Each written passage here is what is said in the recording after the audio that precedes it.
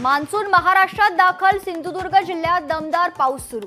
हवामान विभागाची माहिती, तर आज राज्यातील काही भागांमध्ये पावसाचा रेड अलर्ट। ठाकरे बंधू एकत्र येणारच, खासदार संजय राऊतांचं मोठं वक्तव्य। मनसे युतीबाबत उद्धव ठाकरेंकडून सकारात्मक भूमिका असल्याची राऊतांची माहिती। जोपर्यंत हिंदू समाज स्वतः मजबूत होत नाही तोपर्यंत जगात कुणीही त्यांची काळजी करणार नाही, राष्ट्रीय स्वयंसेवक संघाचे सरसंघचालक मोहन भागवतांचं वक्तव्य। वैष्णवी हगवणे प्रकरणानंतर आता राज्यात आणखी हुंडा प्रकरण समोर।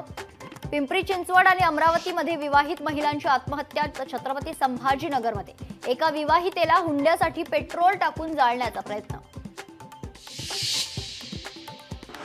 केंद्रीय गृहमंत्री अमित शहांचा 3 दिवसीय महाराष्ट्र दौरा।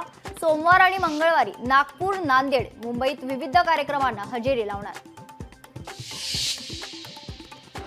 निलेश चव्हाण विरोधात बावधन पोलिसांकडून लुकआउट नोटीस जारी। हगवणे कुटुंबियांना मदत आणि कसपटे कुटुंबियांना बंदुकीचा धाक दाखवत धमकावल्याचं प्रकरण।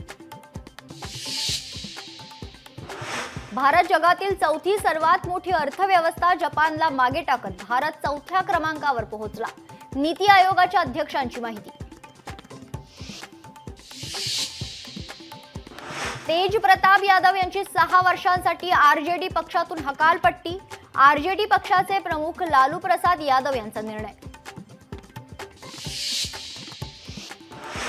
सिंधू जलकरारासंदर्भात संयुक्त राष्ट्र सुरक्षा परिषदेत भारताची भूमिका पुन्हा स्पष्ट। सिंधू जलकरार स्थगितच राहणार, भारतानं केला भूमिकेचा पुनरुच्चार। सोन्याच्या किमतीत आज पुन्हा वाढ। प्रति 100 ग्रॅम किमतीत 5,000 रुपयांनी वाढ। सोनं पुन्हा लाखांच्या वर जाणार। 2 दिवसात राज्यात कोरोनाचे 93 नवे रुग्ण। महाराष्ट्रासह देशभरात कोरोना बाधित रुग्णांच्या संख्येत वाढ। राज्यात एकूण 166 सक्रिय रुग्णांवर उपचार सुरू।